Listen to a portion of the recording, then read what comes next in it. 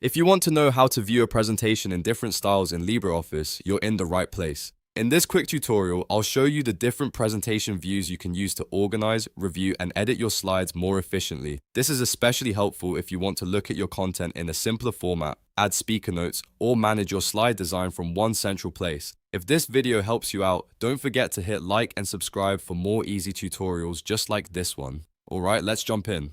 First, open LibreOffice and select your presentation file.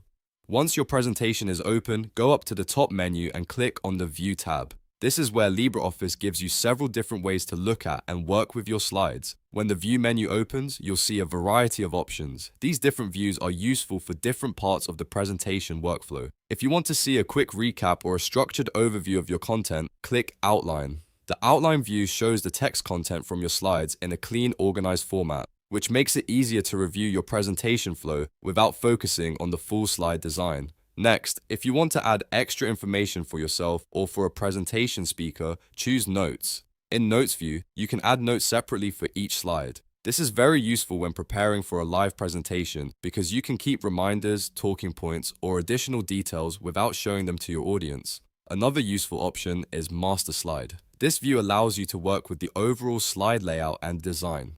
It's the place where you can make changes that apply across your presentation, such as editing the background, adjusting the style, or managing the main content structure that appears throughout the slides. If you want consistency across all your slides, this is the view you'll want to use. So to recap, LibreOffice gives you multiple presentation views to help you work smarter.